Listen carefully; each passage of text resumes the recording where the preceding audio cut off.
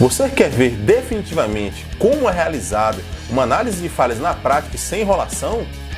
Muita gente por aí mostra bastante teorias, mas agora vou abrir aqui no vídeo uma análise de falhas que realizamos de verdade, passo a passo, desse câmbio aqui, ó.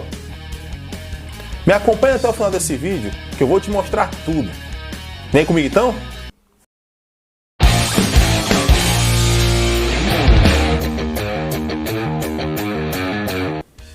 Fala galera, me chamo Leonardo Filho e sou engenheiro de manutenção. Hoje vou te mostrar um caso prático de análise de falhas em um câmbio Eaton FS4205A, que é um modelo aplicado em caminhões Volkswagen 15180 Worker. E vou trabalhar na metodologia dos 7 passos que já comentei nesse vídeo aqui do card, ó, em cima da tela. Se você não assistiu ainda, dá uma conferida lá. Se não é inscrito, se inscreva no canal, curta, comente, compartilhe esse vídeo, ajudando a fortalecer a comunidade da manutenção e garantindo que irá continuar recebendo conteúdo do canal. Vamos então à especificação desse ativo. É uma máquina que é um caminhão Volkswagen 15180 Worker. Modelo do componente, um câmbio FS4205A. Tempo ou km trabalhados, 1.757 km. Relato do operador: ruído no câmbio com escape de marchas. Realizamos a análise do histórico de reformas para o caminhão relacionado e descobrimos que ocorreram 5 falhas em repetição para 5 câmbios para essa mesma máquina durante o período de 2 anos. Realizamos a análise da lista de peças com repetição de desgaste desses 5 câmbios reformados para a mesma frota nesse período relacionado. Aqui fizemos uma lista de peças para entender se ocorreu a repetição de forma localizada e marcamos em vermelho as linhas com mais reincidência de substituição. Também na vista explodida de peças, que é o catálogo de peças, como vocês podem ver. Assim facilita e ilustra de forma visual, onde podemos focar a investigação no caso de alguma peça ter ligação com a repetibilidade das falhas nos mesmos itens. Vamos entender o funcionamento básico do câmbio visualizando o fluxo de força com esse exemplo didático aí do câmbio FS5205. Primeiro, a potência, que é o torque do motor, é transferida para o eixo piloto da transmissão. Segundo, o torque é transferido para a engrenagem motriz do contra-eixo. Terceiro, o torque é transmitido ao longo do contra-eixo para todas as engrenagens do contra-eixo. Quarto, o torque é transferido para a engrenagem engatada do eixo principal. A vista em corte ilustra a posição da primeira marcha. 5. Os dentes do acoplamento externo da engrenagem engatada do eixo principal transferem o torque para o eixo principal através do conjunto sincronizador ou da luva de acoplamento deslizante. 6. O eixo principal transfere o torque diretamente para a árvore de transmissão, que é o cardan, através do ioque, que é o garfo de acoplamento de saída desse item. Após entender de modo geral o funcionamento desse componente, desmontamos o câmbio, organizamos as peças na mesma ordem do fluxo de força para facilitar o entendimento da dinâmica da falha. Eu particularmente gosto de pôr um fundo branco, papel branco, para melhorar a visualização das peças. Veja o seguinte, que dessa forma tem um salto imenso de qualidade e dá outra visão e profissionalismo na sua análise. Vamos então identificar os principais conjuntos. Por exemplo, aqui temos o eixo piloto, engrenagem motriz do contra-eixo, o eixo principal, o contra-eixo e a região da fratura, onde ocorreu a falha. Analisando o eixo piloto. Essa é a posição no câmbio montado. Esse eixo recebe a rotação vindo do volante do motor diesel para fornecer entrada de giro e torque para o câmbio. O eixo piloto foi inspecionado visualmente com utilização de líquido penetrante. Constatadas condições normais através dessas verificações. Não encontramos nada de anormal nesse contra-eixo através da análise de líquido penetrante. Analisando o contra-eixo. Essa é a posição no câmbio montado do contra-eixo. Para o contra-eixo também podemos usar a nomenclatura de eixo secundário ou intermediário. Ele fica na parte inferior do câmbio montado. Ocorreu fratura do cubo da engrenagem da terceira marcha no procedimento de remoção com utilização da prensa. Um detalhe é que foi uma falha no procedimento de desmontagem e não uma consequência da quebra em operação, para o caso dessa peça em específico. Vamos agora analisar o eixo principal. Essa é a posição do eixo principal no câmbio montado. O eixo principal é o eixo de saída, e onde são controlados os sincronizadores mecanicamente e também transfere o torque e velocidade para a saída do câmbio. Analisando as peças do conjunto, temos item 1 e 2, pista do rolamento e rolamento axial do eixo pilotos danificados. Item 3, cubo do acoplamento. Item 4, sincronizador, capas da quarta e quinta marcha. E o item 5, a engrenagem da quarta marcha com desgaste lateral e descoloração. O eixo principal fraturado na região da terceira e quarta marcha. Veja o seguinte, a importância de numerar as peças com fichas e escala de cores. Eu costumo utilizar sempre esse princípio em minhas análises. Eu acho muito interessante porque ele fica bem didático. E isso facilita muito a análise após a coleta de dados e também garante um padrão de qualidade, né, nos relatórios que você for desenvolver. Você, através dessas fotos com as fichas coloridas, depois, quando for analisar, consegue resgatar na memória aquilo que você viu, né, ali de frente para a peça, na condição que ela estava naquele momento da análise. Analisando agora o rolamento axial entre o eixo piloto e o eixo principal. A pista do rolamento e o rolamento axial do eixo piloto foram danificados.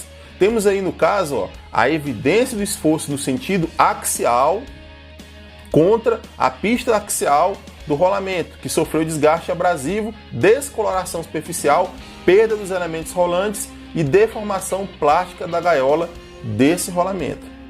Analisando agora o cubo de acoplamento da quarta e da quinta marcha. O cubo de acoplamento da quarta e quinta marcha foi danificado na lateral. Temos aí, evidência de esforço no sentido axial contra o cubo com desgaste abrasivo e descoloração superficial. Essa ampliação aí realizamos com microscópio digital, ampliado no caso em 500 vezes. Analisando agora o sincronizador da quarta e quinta marcha.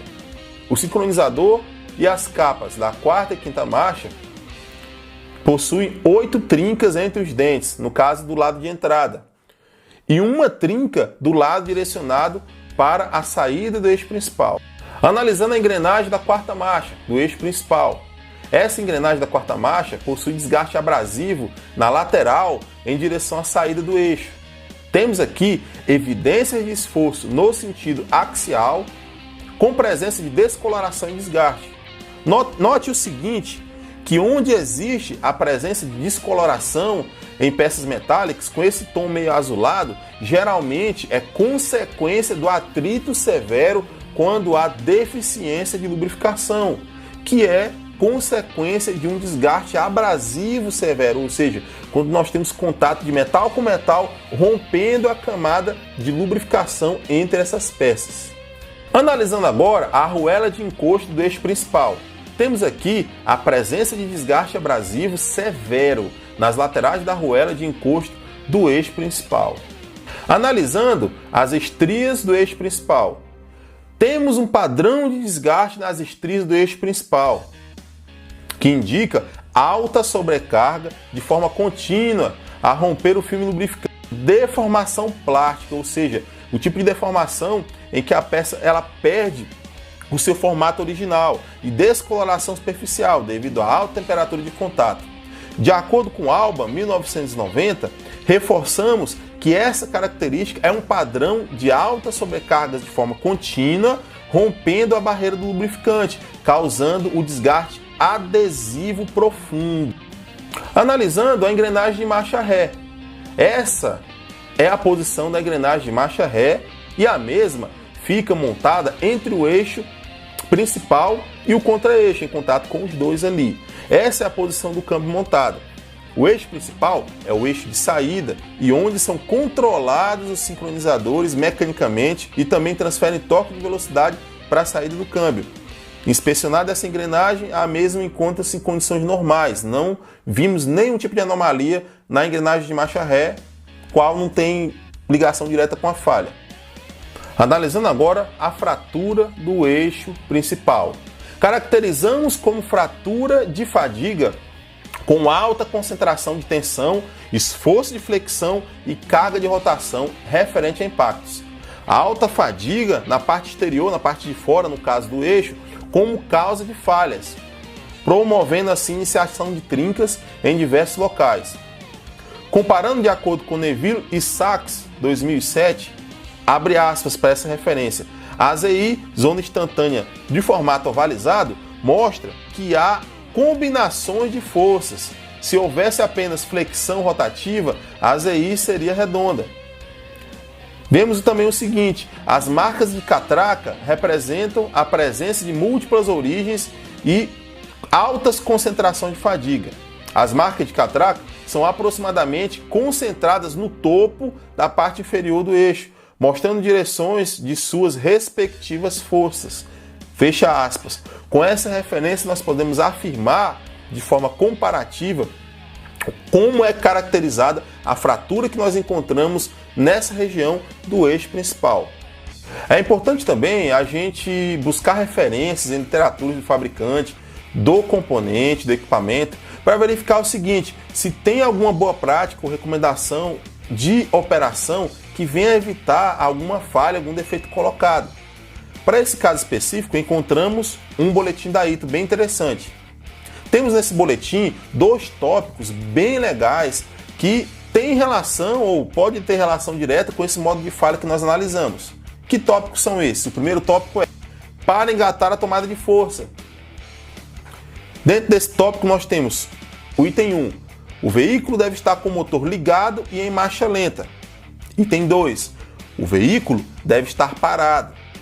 Item 3. Pise no pedal da embreagem e aguarde 5 segundos até que o eixo piloto, que é o eixo primário, pare de girar completamente. 4. Engate a tomada de força.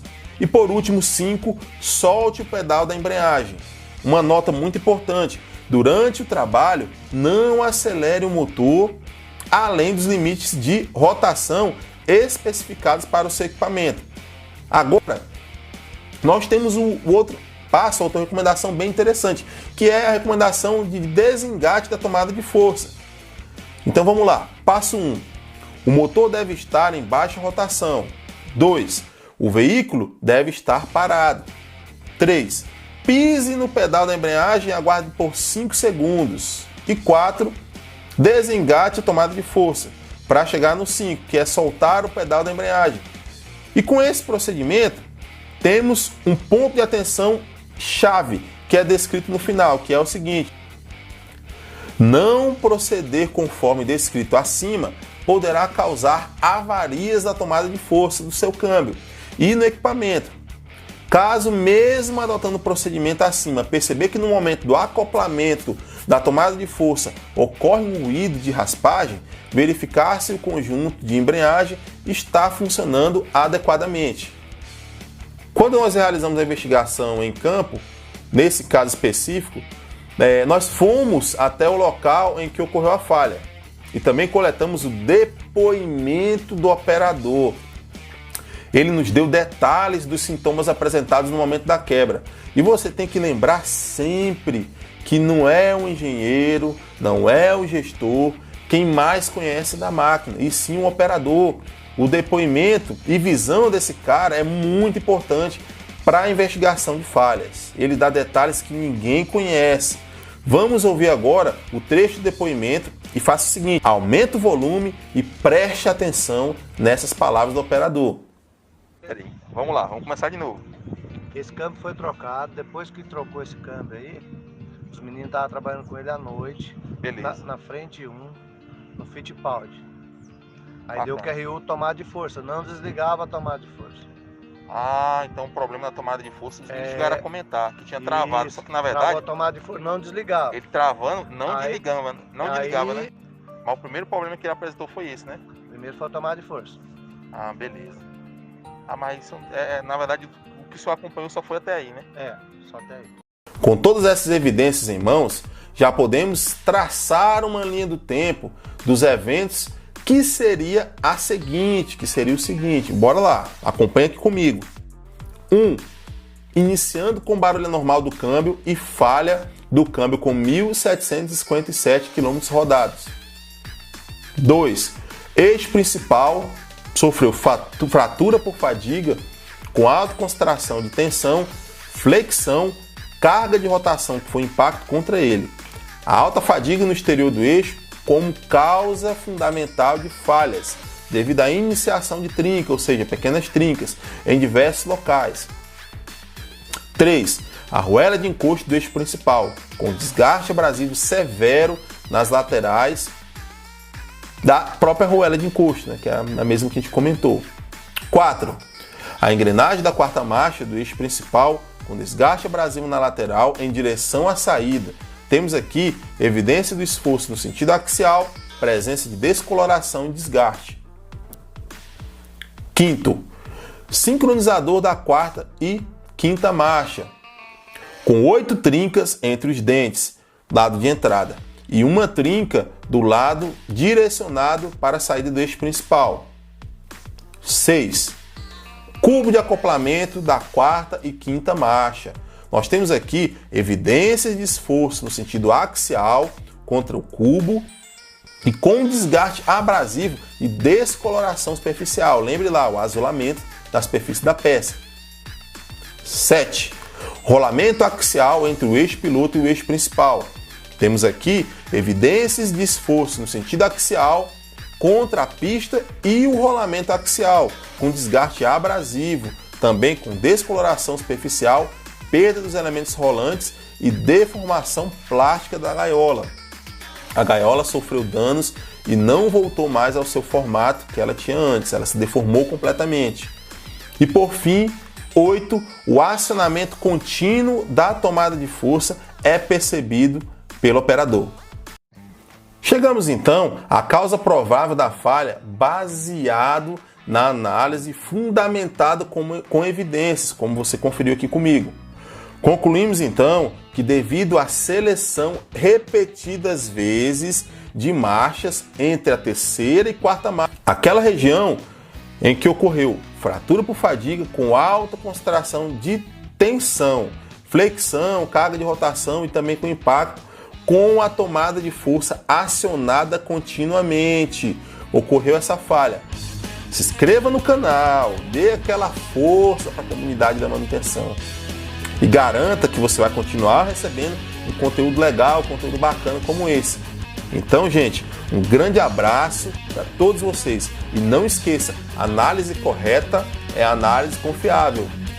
Até a próxima. Se inscreva no canal, curta, comente, ative o sininho de notificações e compartilhe esse vídeo. Nos ajude a fortalecer a comunidade da manutenção.